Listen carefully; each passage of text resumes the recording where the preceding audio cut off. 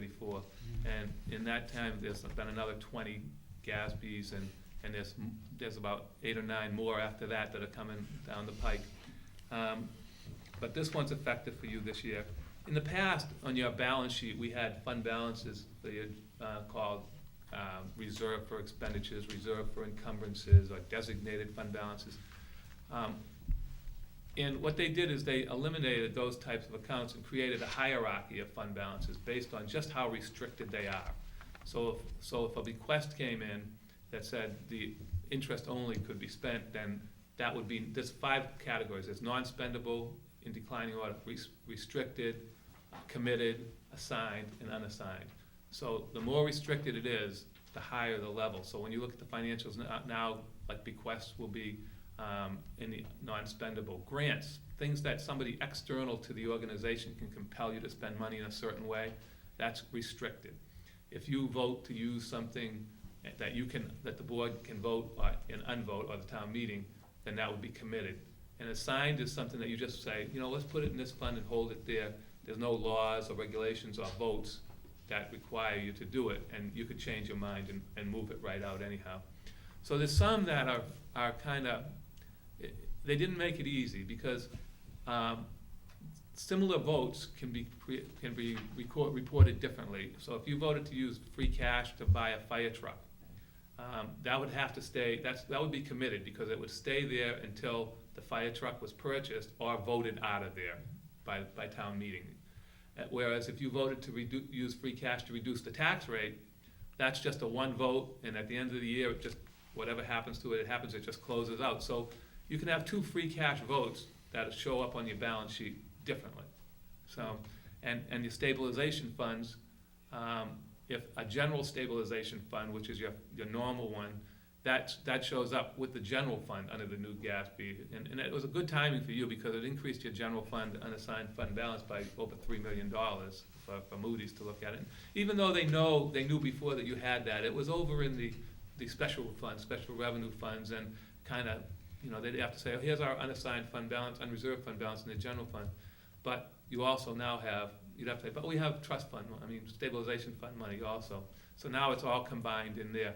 But even that is reported differently, because the capital improvement one is specific. So that is considered an assigned fund balance, where the other just general stabilization fund is considered unassigned. I usually just kind of briefly go over the financial statements and let you ask me questions about them. So I'll just tell you that your financial statements, the opinion letter is clean.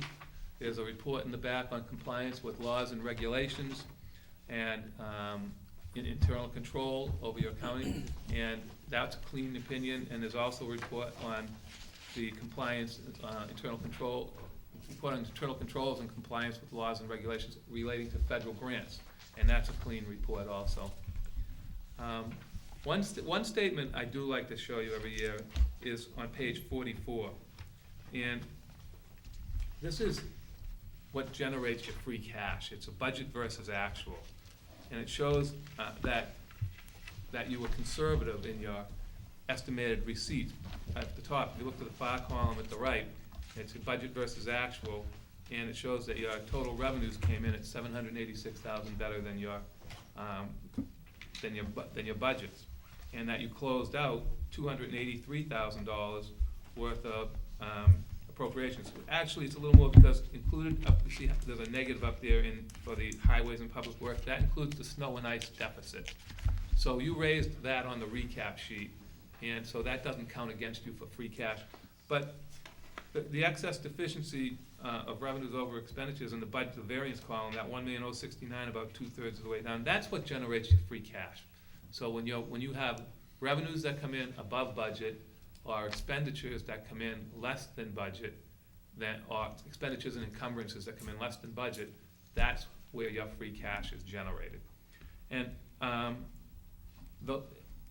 what happens over time is, as Prop 2.5 constricts you, people start pushing their estimated receipts, and they start getting closer and closer to, because they don't want to make budgetary cuts, so they'll have less and less excess of revenues over their budgets.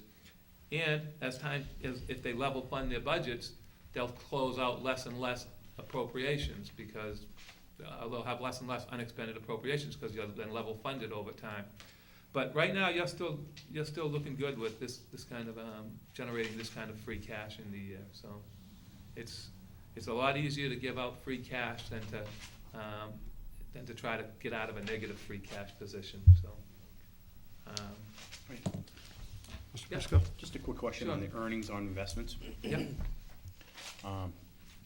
Excuse me, I don't know the answer to this, but can you give me some examples of what our earnings are on investment, and then one of the reasons why we fell 15,000 below than what we thought we were gonna be?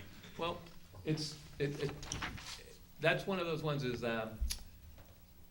it depends on how much cash you have on hand, because if you had borrowed money on hand, I really can't tell you that right off the top of my head, you have to look at it, because if you had like some borrowed money on hand in the past, then you would have, even though it's capital project money that's gonna be spent for something else, you would be earning interest and it would go to the general fund.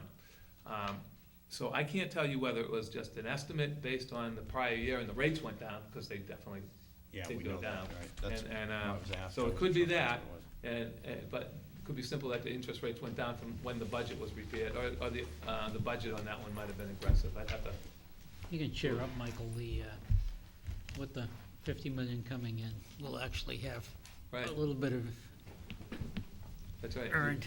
That will be a high number next year. And when are you gonna do the borrowing? Shortly. Yeah? Next month.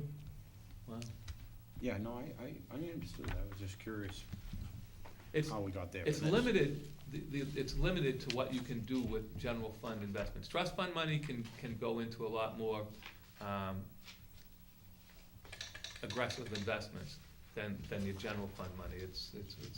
So that's something that you really should consider, what you're gonna do with $50 million for a period of time. I mean, some places get it collateralized when you have that kind of money, but it costs you a 0.5% of your interest rate. So, I think that if it's not fully insured for that kind of money, you might have to just really think about what you wanna do with it, Right. because that's a lot of money to. Right, and probably something we have to figure out pretty soon. Yeah, I'm sure my finance team is working on it. About a month. Yeah, I think that's something that, everybody, that you guys should be on board with too, because, that's something that, Absolutely. that's a big decision. Do we wanna collateralize it, or, do we wanna earn that extra 0.5% in interest rate, or, so it's, That's why I was curious about this one, because if we were gonna put the 50 million into the same, whatever this was earning, right, then that's probably not good for us. So that's why I just wanted to understand. right. Yeah, well, I mean, there really isn't a lot that you can do with it. I mean, you can put it into short-term government securities, MMD, the state treasurer's investment pool, CDs. I mean, there's not a lot of flexibility in what you can use, what you can put. It doesn't give you a lot of earning power.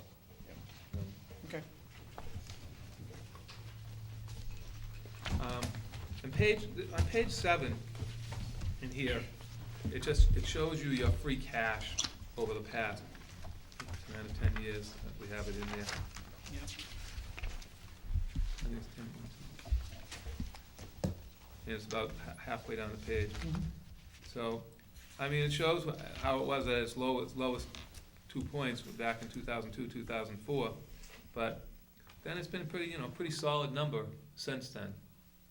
So, I'll be glad to answer any questions about the financial statements, if anybody has any. And Mr. Fode, if you wanted some time later, because I know this is the first week, I'll sit down with you. I appreciate it, thank you. I actually have a question, Mr. Chair. Mr. Fode? Just going back to free cash. Yep. And I'm sure there's a reason for it, but 2003, almost 1.4 million, 2004, negative 15,000. Yeah. You changed town administrators. And then back up to 1.1. How was snow that year? No, I It was- remember what No? the negative was. Yeah, we had it. It was. Oh, I know what it was. It was some bans, it was some I monies know. that had been Yeah. borrowed that hadn't been banned. Right. What happened, I can tell you. What happens Under the is, former treasurer. what happens no is, longer here. the free cash in the general fund isn't isn't always a reflection of what your general fund balance is, because they look at your general fund, there really almost should be two calculations of free cash, and when I do it, that's what I do. I say, okay, here's your free cash based on your general fund, when I look at it. But then the DOR or DLS will go out and they'll say, okay, you would have free cash of $1 million. Then they start looking for deficits in other funds. And if you have, if you had a grant that was overdrawn, and you had to drive the money in, and you still hadn't gotten in by the time they certified free cash, they'd reduce that. And for something this big, what it had to be is what Greg said, is you started a capital project in a capital project fund, but you didn't go out and borrow the money until after the price. So they spent $1 million on a capital project by June and went out in July and borrowed it. And so even though you got the money after, Right. really closely, they look at it, Drop dead. drop dead date, June 30th. So that's what I would say 95%, that's what that. Thank you. That's what we call the proof factor when it comes to free cash. Literally can disappear with one decision that doesn't get made. Uncollected real estate taxes. Same thing. Unreleased allowance money. If you have money in your allowance for abatement account and you don't release it, that's another one that goes. It's hard, if you look at the Hillview Fund or the Water Fund, it's pretty easy to do an analysis of how free cash changed. By looking, I look at the budget versus actual, and from the year, and the expenditures, the budget versus actual expenditures and the revenues, and I say, what did you have in it last year, and what was used, and it calculates almost to the penny for free cash in the enterprise funds. Because the enterprise funds, they don't go spying other accounts. So you could have 0 in free cash one year and because they hit you $1 million for a deficit in another fund, then you went out and borrowed the money so that the hit's gone away. And you could say, oh, my revenues came in exactly as planned, my expenditures came in exactly as planned, so I didn't create any free cash this year. If you looked at it analytically at a budget versus actual, but you got $1 million worth of free cash because the hit went away from the other fund. So you have to really kind of analyze what the hits were in the other funds before you just look at the free cash calculation. Dick, do you want to touch on maybe page 47, our unfunded liability for the, Sure. I think we usually talk about that once a year, Yeah. a couple of times throughout the year. This is the other post-employment benefits liability. And this is a recent something we had to start presenting, I think it was 2009. This is what the town owes for retirees' health insurance. And this is if you were to cease operations right now. Right now, you only have to report a percentage of that on your financial statement. So it's a growing amount every year. It's going to be phased in over 30 years. That's right now. There's one of the new standards coming out this is very similar to your unfunded pension liability. In fact, this is the unfunded pension liability was the genesis of reporting this. But when they started reporting this, they were gonna just drop the whole number onto your financial statements, and people were gonna have a conniption about that because it was such a big number. But then they decided that they were gonna phase it in over 30 years. Well, now, there's a standard out there that's gone through most of the steps that are necessary for it to, and for it to become passed. And it's past the point where I've never seen one get to this point and not be implemented. But your retirement unfunded liability in its entirety will be reported on your financial statements in the next few years, 2 to 3 years. The whole thing will be on there, just dropped into your financial statements. And since the standards for this were a mirror to the standards for the retirees, in my opinion, this whole number is gonna end up on your financial statement later, within the next 3 to 4 years, very shortly afterwards, instead of the phase-in. Yeah. I mean, because it doesn't make sense, they're the same thing, they're unfunded liabilities. And, But this is only as of 2010. right, so you have to have So it done. we're far more than this now, right? I think we're over 40 million.